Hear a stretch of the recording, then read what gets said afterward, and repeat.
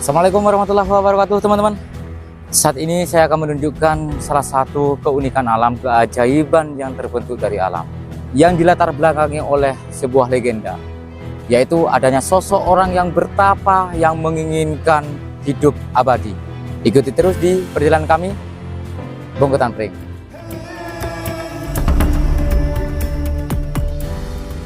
Baik teman-teman, di hadapan kita merupakan hamparan begitu ya, batu yang unik sekali. Kalau kita lihat secara seksama begitu ya, batu ini bersisik. Ya, ini adalah sudah diyakini oleh orang-orang di sini, masyarakat luas di sini, bahwa batu ini dulunya merupakan ular yang bertapa. Namanya Nogorojo. Nah, di sini teman-teman, saya bisa membuktikan bahwa hempasan ombak yang menerjang saat ini. Nah, seperti ini saudaraku. Coba dilihat ya. Ini bukan main-main ya teman-teman. Di jam, nah bisa dilihat teman-teman. Di jam 9 pagi, ombak di sini sudah menerjang di ketinggian kisaran 10 meter saudaraku. Menghempas begitu ya, menabrak begitu ya tebing-tebing yang ada di sini. Dan inilah yang dinamakan ular naga raja yang membatu teman-teman. Bisa dilihat, coba dilihat, diperhatikan secara seksama. Ini adalah sisiknya teman-teman. Ini adalah sisiknya. Jadi tertata dengan jelas begitu ya, dengan pola-pola yang memang seolah-olah sengaja dibuat begitu ya. Nah, seperti ini teman-teman. Wih. Jadi sekian ratus maupun ribuan, mungkin bahkan sampai jutaan tahun, ular yang membatu ini ya diterjang ombak sedemikian besarnya saudaraku. Masya Allah. Wih. Jadi seperti ini teman-teman. Untuk panjangnya ini kisaran mungkin ada 100 meter lebih ini teman-teman. Jadi yang saya pijaki saat ini merupakan tubuhnya begitu ya. Nah, bisa dilihat sisiknya teman-teman. Coba diperhatikan secara seksama ya. Ini adalah sisik ular yang bernama ular Nogorojo. Ular Nogorojo merupakan utusan Aji Saka yang diutus untuk menguasai wilayah sini.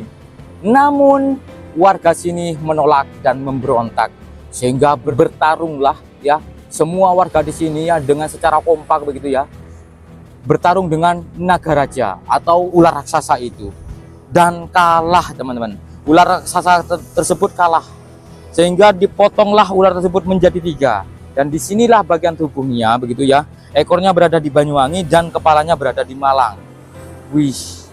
Jadi di sini ini merupakan tubuhnya teman-teman, yang memanjang kisaran 100 meter dengan lebar kisaran 5, mungkin ada ini kisaran berapa ini? 50 mungkin ada ini teman-teman. Ya, 50 mungkin ada ini. Dan untuk panjangnya itu lebih, saya rasa ya, untuk 100 meter lebih ya, saya rasa lebih. Jadi memang benar-benar raksasa begitu ya, ular raksasa yang membatu teman-teman. Dan itu mungkin kejadian di jutaan tahun yang lalu. Kita tidak tahu ya teman-teman, kita tidak tahu apa yang terjadi di masa itu ya. Berbagai macam keajaiban mungkin terjadi teman-teman. Wih. Dan ombaknya seperti ini. Wih. Nah, itu karang-karang ataupun kerang-kerang yang menempel itu sudah pada membatu itu. Wih. Ombaknya seperti itu. Wih. Luar biasa. Wih. Seperti itu teman-teman, ombaknya teman-teman. Ngeri yo. Ombak di sini tuh ngeri. Jadi itulah versi yang pertama. Dan versi yang kedua ya, kalau yang pertama tadi adalah naga raja yang membatu atau ular raksasa yang membatu. Untuk versi yang kedua ini adalah adanya orang yang bertapa teman-teman, mengharapkan hidup yang abadi. Jadi bertapa di sini mengharapkan hidup yang abadi, tidak pernah mati begitu ya, dengan mempunyai kesaktian mandraguna ya. Dikabulkanlah orang yang bertapa tersebut karena mungkin keyakinannya begitu ya, bertapa di sini mungkin dengan waktu yang cukup lama begitu ya. Terus ketika dikabulkan, tiba-tiba orang tersebut menjadi batu ya. Jadi ya masuk akal juga, abadi, hidup abadi ya, seperti ini sudah abadi di sini ya. Orang yang bertapa tersebut tiba-tiba berubah menjadi ular dan menjadi batu di sini. Nah, ini adalah sisiknya teman-teman. Bisa dilihat ya, perhatikan dengan seksama bahwa batu-batu ini ya seolah-olah itu memang seperti sisik ular begitu, yang memanjang begitu ya. Apakah secara kebetulan karena terbentuk dari alam, kita tidak tahu, atau legenda itu ternyata memang benar-benar nyata, saudaraku. Memang benar-benar nyata. Apa boleh buat? Kita tidak hidup di zaman itu ya. Jawa penuh mistis ya.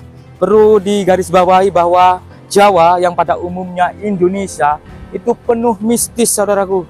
Penuh mistis. Nah, bisa dilihat ini urat-uratnya ya, atau ototnya mungkin ya. Nah, seperti ini saudaraku. Wih, otot atau uratnya ini saudaraku. Luar biasa ini. Nah, itulah sosok bertapa yang mengharapkan hidup abadi, sehingga dikabulkanlah orang yang bertapa tersebut hidup abadi dan berubah menjadi ular dan membatu di sini. Abadi di sini, teman-teman. Dan ini menjadi suatu apa ya, istilahnya daya magnet tersendiri, karena wisata ini sudah dinamakan Watu Ulo dengan adanya sisik. Coba diperhatikan dengan adanya sisik-sisik seperti ini, teman-teman. Nah, bisa dilihat ya. Jadi batu-batunya itu bersisik seperti ini. Wih, dan ini luar biasa, saudaraku. Ini menjadi magnet atau daya tarik wisatawan begitu. Sampai detik ini pun ya banyak sekali orang-orang yang berkunjung di sini. Baik dari warga Jember sendiri, luar Jember, bahkan sampai dari luar negeri. Ya. Berwisata di sini untuk melihat keanehan ataupun keunikan begitu ya, keajaiban alam yang hamparan dari batu yang panjang ini mirip seperti ular yang membatu, saudaraku. Saya waktu buka video ini berada di kisaran 30 meter dari sini. Sebetulnya sudah melanggar, teman-teman, karena saya tahu kondisi alam di jam 9 itu ombak tidak begitu besar ya, sehingga ya itu tadi ya, artinya saya sudah melewati batas larangan sebetulnya, teman-teman. Dan ya itu tadi, karena di jam sebelum jam 12 ya, artinya masih pagi, itu di sini itu ombaknya masih kondusif ya. Kalau di jam 12 ke atas saya rasa sudah meninggi, sehingga tidak boleh di titik ujung sana begitu, teman-teman. Wih,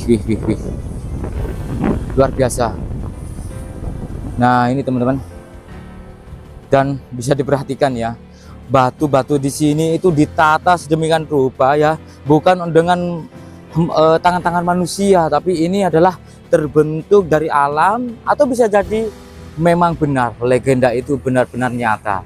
Ada dua versi, yaitu adanya sosok orang yang bertapa yang menginginkan hidup abadi sehingga dia dikabulkan doanya dan berubah menjadi ular dan membatu di sini, atau dengan versi yang kedua, adanya utusan dari Aji Saka yaitu bernama Nogorojo atau Naga Raja yang diutus di sini untuk menguasai wilayah sini, namun warga di sini memberontak dan berperanglah dengan Naga Raja tersebut, dan Naga Raja tersebut kalah ya.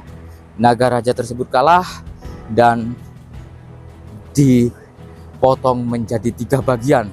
Tubuhnya berada di sini, kepalanya berada di Banyuwangi, dan maksud saya ekornya berada di Banyuwangi dan kepalanya katanya berada di Malang, yaitu di daerah Nusa Kambangan sana, teman-teman.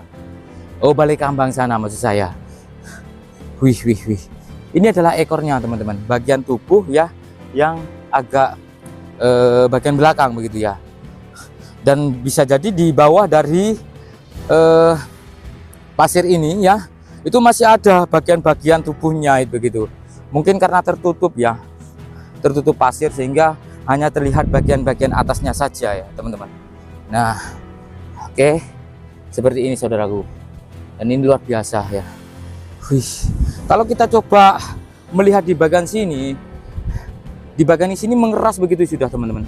Sudah mengeras begitu, seolah-olah sudah menjadi seperti besi ya teman-teman.